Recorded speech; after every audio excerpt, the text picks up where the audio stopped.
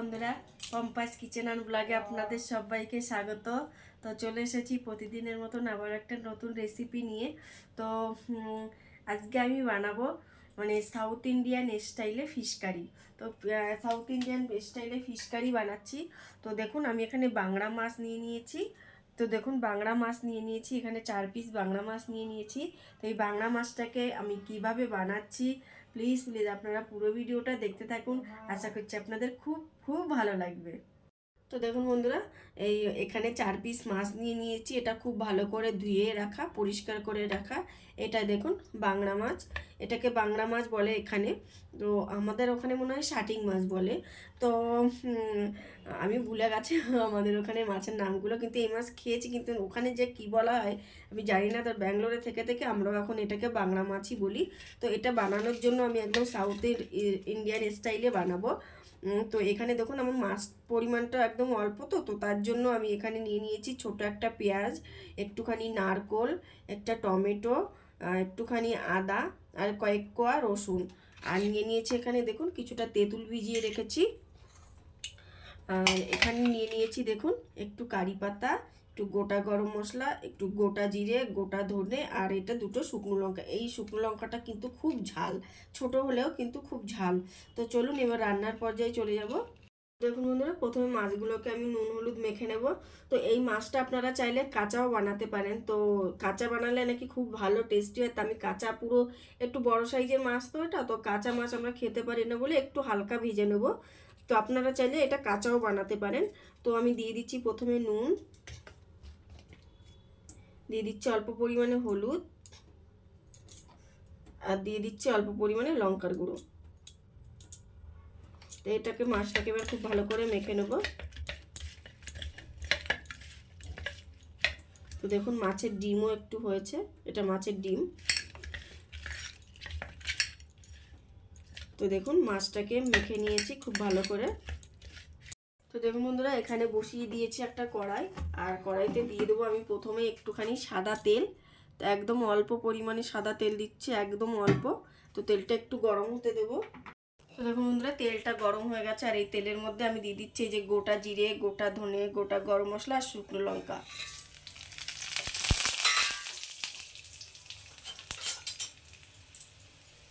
তো এটাকে একটু হালকা ভেজে নিয়েছি, হালকা করে একটু ভাজবো, খুব বেশি ভাজার দরকার নেই। এবার আমি এর মধ্যে যে পেঁয়াজ আদা রসুন এগুলো নিয়েছি, পেঁয়াজ আদা রসুনটাকে দিয়ে দিচ্ছি। তো এটাকে একটু হালকা সাঁতলে নেব, খুব বেশি ভাজার দরকার নেই, খালি হালকা একটু সাঁতলে নিলে হবে। এবার টমেটো, এই নারকোল আর টমেটোটাকে দিয়ে দিচ্ছি। তো এটাকে একটু হালকা ভেজে নেবো এখন।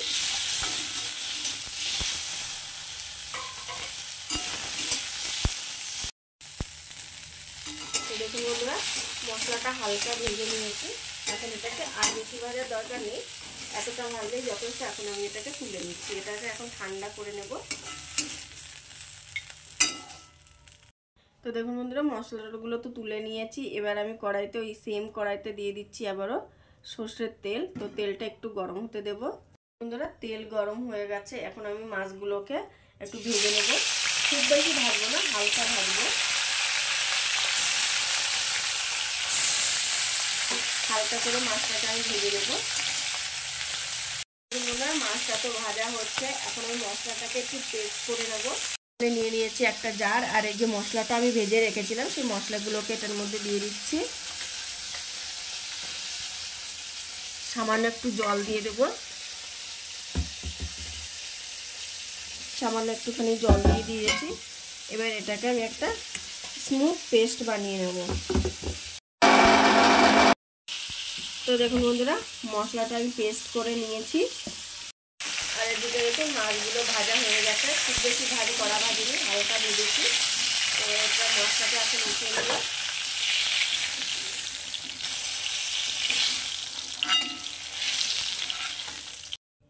তো কড়াইতে দিয়ে দিচ্ছি আমি আর একটু অল্প পরিমাণে তেল। তো তেলটা একটু গরম হতে দেব। তো দেখুন বন্ধুরা, তেল গরম হয়ে গেছে, আর এর মধ্যে প্রথমে দিয়ে দিচ্ছি একটু সর্ষে, আর দিয়ে দিচ্ছি একটু কারি পাতা।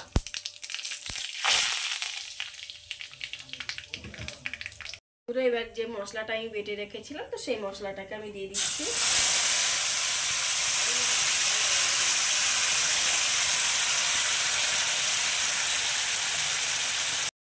দেখুন বন্ধুরা মশলাটাকে দিয়ে দিয়েছি, এবার এটাকে খুব ভালো করে কষিয়ে নেব।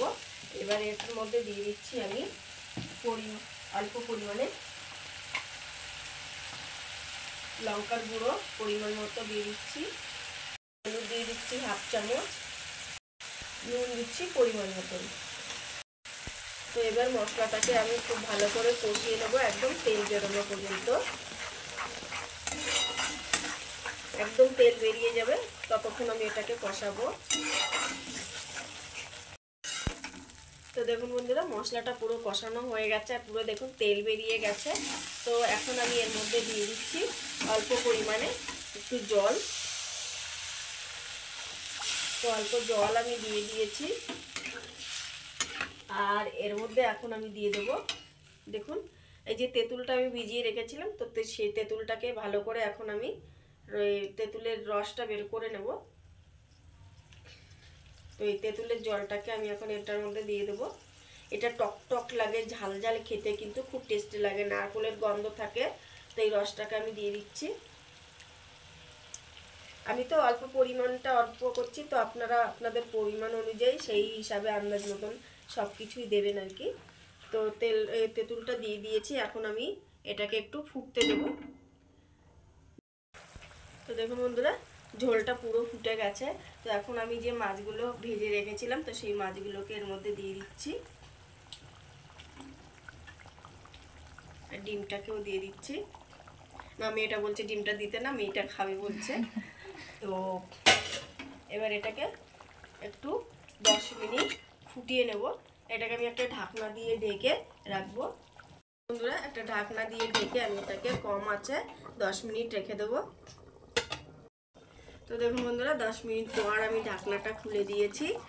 তো দেখুন এটা কিন্তু খুব বেশি শুকালে ভালো লাগে না, একটু ঝোল থাকবে তখন কিন্তু খেতে, কিন্তু এই ঝোলটা দিয়ে খেতে কিন্তু খুব ভালো লাগে। তো এখন আমি একদম সবার লাস্টে দিয়ে দেবো কিছুটা ধনেপাতা কুচি। তো দেখুন ধনেপাতা কুচিটা দিয়ে দিয়েছি। তো দেখুন বন্ধুরা তৈরি হয়ে গেছে আমার একদম সাউথ ইন্ডিয়ান স্টাইলে ফিশ কারি। তো এখন এটাকে আমি একটু 2 মিনিটের জন্য ঢেকে রেখে দেবো। গ্যাসটাকে অফ করে দিচ্ছি। তো দেখুন বন্ধুরা 2-3 মিনিট পর আমি ঢাকনাটা খুলে দিয়েছি। দেখুন কত সুন্দর দেখা যাচ্ছে, আর এটা খেতে যা ভালো লাগে না, আপনারা অবশ্যই বাড়িতে এইভাবে বানিয়ে এই এক ঝোল দিয়েই আপনারা ভাত খেয়ে নিতে পারবেন, এতটা টেস্টি হয়। তো এখন এটাকে আমি সার্ভ করে নেব।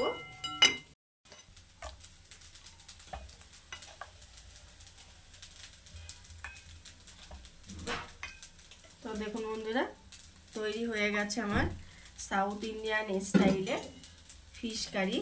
তো আজকে রেসিপি আপনাদের কেমন লাগলো অবশ্যই কিন্তু কমেন্টে জানাবেন, আর ভালো লাগলে প্লিজ প্লিজ প্লিজ একটা লাইক করবেন।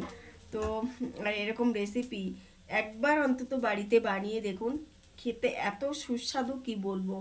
তো আজকের মতন এখানেই রাখছি, আর পুরো ভিডিওটা দেখার জন্য আপনাদেরকে অনেক অনেক ধন্যবাদ।